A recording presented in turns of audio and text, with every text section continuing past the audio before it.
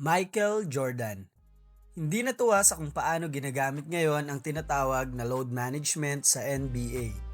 Sa kanyang guesting sa NBC segment na Insights to Excellence, diretsahan niyang sinabi, hindi dapat kailangan yan. Pinaliwanag ni Jordan na noong panahon niya, bawat laro ay pagkakataon para magpakitang gilas, lalo na para sa fans. Sabi pa niya, ayokong mawala sa isang game dahil may taong nagpakahirap lang makabili ng ticket para makita akong maglaro. Kung kaya ng katawan ko, lalaro ako. Sa buong karera ni MJ sa Bulls, halos lahat ng season ay 70 plus games nga naman ang nilaro niya. Maliban lang nung na-injury siya sa paa at nung bumalik siya mula sa unang pagre-retiro. Sa The Last Dance, makikita rin daw kung gaano siya naiinis sa mga kasabay niyang players noon na nagpapahinga lang kahit kaya namang maglaro. At hindi lang si MJ ang may ganitong pananaw, maging si The Black Mamba, Kobe Bryant. Kapareho rin niya ng mindset pagdating sa usaping ito. Wika nga nito, magpahinga kayo kapag walang schedule ng laro dahil trabaho natin ito. Pero syempre, hindi naman lahat ay sasang-ayon.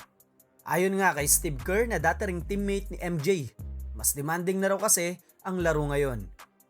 Ngayon, mas malawak ang galawan, mas mabilis ang pace at mas malaki ang court coverage ng bawat player, paliwanag ni Kerr.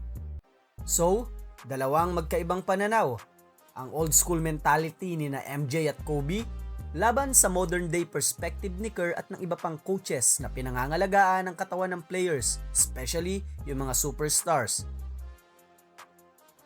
So, kung si MJ at Kobe ang tatanungin, walang pahinga kung kaya mo.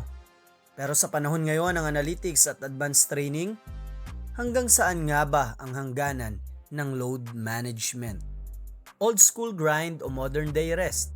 Kung ikaw ang player, pipiliin mo bang laruin lahat ng games tulad ni na MJ at Kobe o aalagaan mo ang katawan mo gaya ng mga players ngayon? Hindi lang to tungkol sa stats, ito ay respeto rin sa laro. Kung si MJ nga at Kobe ay naglalaro kahit pagod at may injury, ikaw, anong dahilan mo para hindi ibigay ang lahat sa court? MJ says, play every game.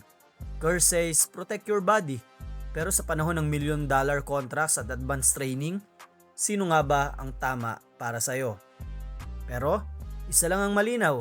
Nagbabago ang panahon, pero hindi nagbabago ang passion ng fans. Gusto pa rin natin syempreng makita ang best ng bawat player sa bawat laro. Kaya ang tanong ko ngayon sa inyo, Team Jordan o Team Load Management? Comment nyo sa ibaba ang inyong mga sagot.